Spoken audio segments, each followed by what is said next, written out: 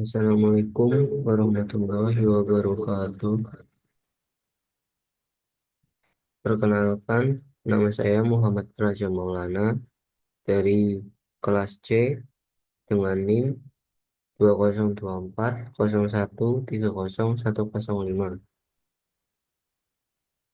Jadi di sini saya ingin mempresentasikan hasil presentasi saya, PPT saya mengenai yang pertama, jelaskan bagaimana fenomena fenomena perubahan kesuburan dan populasi yang sering terjadi secara global. Bahkan negara dengan populasi terbesar di dunia, Tiongkok, merubah kebijakan negara karena penurunan tingkat kelahiran penduduk. Jadi, eh, perubahan kesuburan dan populasi global saat ini menjadi fenomena yang signifikan dengan dampak yang luas terhadap ekonomi, sosial, dan kebijakan pemerintah. Penurunan angka kelahiran di banyak negara, termasuk Tiongkok, menunjukkan pergeseran demografis yang kompleks. Yang terjadi pada global dalam kesuburan, yang pertama ada penurunan tingkat kesuburan, yang dimana peningkat secara global tingkat kesuburan total atau TFR telah menurun drastis dari 4,84 anak per wanita pada tahun 1950 menjadi 2,23 pada tahun 2021. Proyeksi menunjukkan bahwa angka ini akan turun lebih lanjut menjadi 1,83 pada tahun 2050 dan 1,59 pada tahun 2100. Penurunan ini terutama terjadi di negara-negara kaya, sementara negara-negara berkembang, khususnya di Afrika Sub-Sahara, diprediksi akan mengalami peningkatan kesuburan. Yang kedua ada dampak demografis, yang dimana dampak demografis, penurunan angka kelahiran ini berpotensi menyebabkan populasi di 3/4 negara menyusut pada tahun 2050. Pada akhir abad ini, diperkirakan 97% dari 204 negara akan mengalami penurunan populasi. Eh, Hal ini menciptakan situasi negara di mana beberapa negara mengalami ledakan kelahiran atau baby bust, sementara yang lain mengalami penurunan kelahiran. Yang ketiga ada dampak implikasi ekonomi dan sosial. Dalam implikasi ekonomi sosial, penurunan populasi dapat mempengaruhi perekonomian global dan keseimbangan kekuatan internasional. Ketergantungan dan pada imigrasi mungkin menjadi penting untuk mempertahankan pertumbuhan ekonomi di banyak negara. Ya, dan juga pada kasus Tiongkok, yang mana Tiongkok ini negara besar yang penurunannya sangat drastis. Tiongkok sebagai negara populasi terbesar telah mengalami perubahan kebijakan yang signifikan sebagai respon terhadap penurunan angka kelahiran. Kebijakan satu anak dikenal pada tahun 1970-an untuk mengendalikan pertumbuhan penduduk. Kebijakan ini berhasil menurunkan tingkat kesuburan dari 2,9 pada tahun 1980 menjadi 1,7 pada tahun 2015. Namun, setelah Namun setelah kebijakan ini dicabut dan digantikan dengan kebijakan dua anak pada tahun 2016, angka kelahiran tetap menurun. Kebijakan tiga anak pada tahun 2021, Tiongkok meluncurkan kebijakan tiga anak untuk mendorong kelahiran. Kebijakan ini mencakup dukungan finansial dan pengurangan biaya pendidikan untuk meringankan beban keluarga. Meskipun demikian, tingkat kelahiran tetap rendah dengan angka kesuburan mencapai hanya 1,28 anak per wanita pada tahun 2020. Faktor penyebab penurunan yaitu beberapa faktor yang berkontribusi terhadap penurunan angka kelahiran di Tiongkok meliputi biaya hidup yang tinggi, urbanisasi, dan peningkatan partisipasi wanita dalam angkatan kerja. Banyak pasangan muda lebih memilih untuk menunda memiliki anak demi mengejar karir dan kemandirian. Dalam hal ini, eh, kita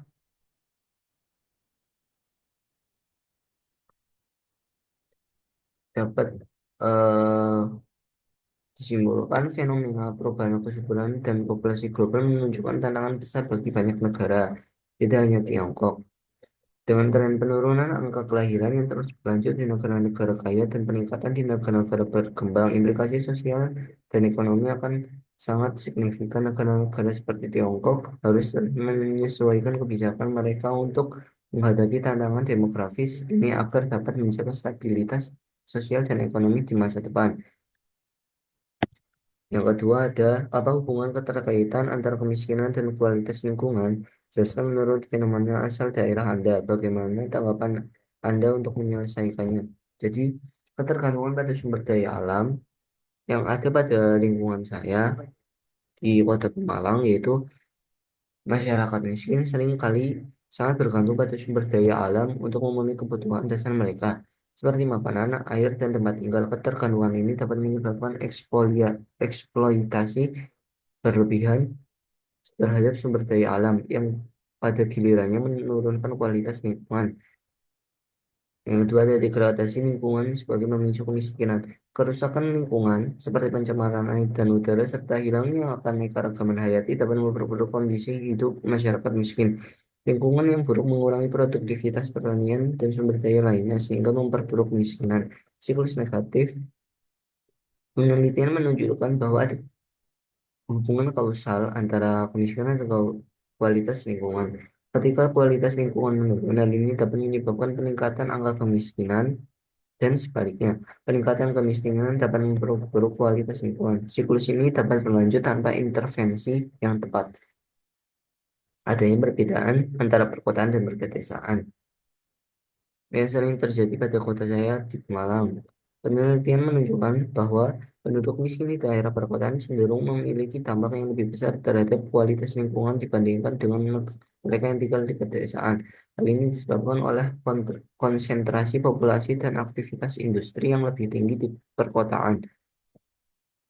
Ketimpangan pendapatan. Ketimpangan dalam distribusi pendapatan cukup berkontribusi terhadap degradasi lingkungan. Masyarakat dengan pendapatan rendah mungkin tidak memiliki akses ke teknologi atau praktik berkelanjutan, sehingga lebih mungkin terlibat dalam kegiatan yang merusak lingkungan. Jadi, tanggapan saya untuk menyelesaikannya yaitu keterkaitan antara kemiskinan dan kualitas lingkungan sangat kompleks dan saling mempengaruhi. Upaya untuk mengurangi kemiskinan harus mempertimbangkan aspek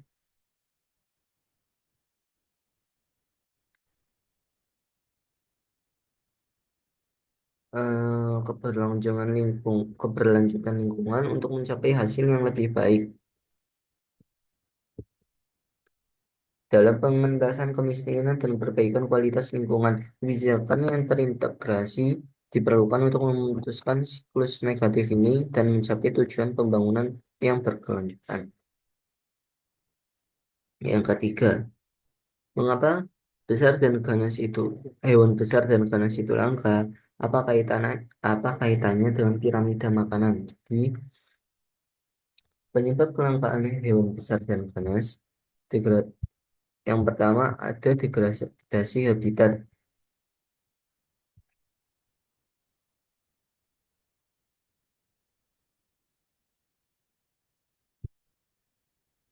Yang mana yang disebabkan oleh aktivitas manusia seperti penebangan hutan, urbanisasi, dan pertanian menyebabkan hilangnya habitat alami hewan.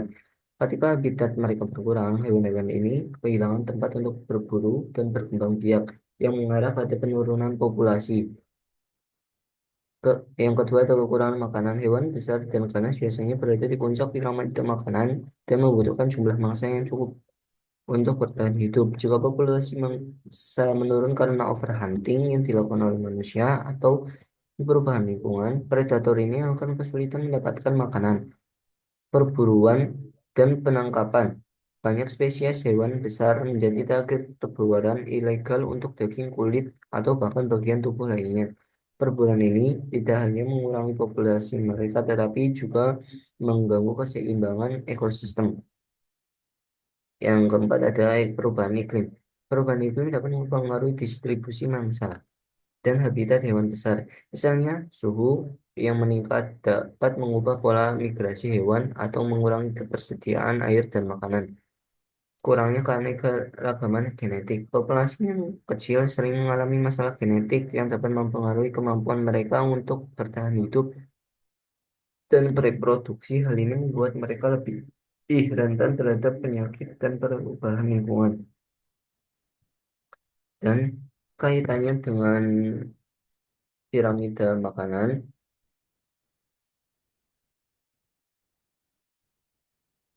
piramida makanan menggambarkan hubungan antara berbagai tingkat trofik dalam ekosistem. Produsen sebagai tumbuhan di dasar piramida.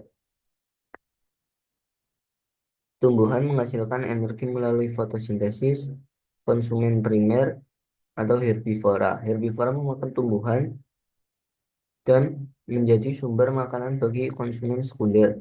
Konsumen sekunder, karnivora kecil. Karnivora kecil memakan herbivora. Terus konsumen tersier atau predator puncak.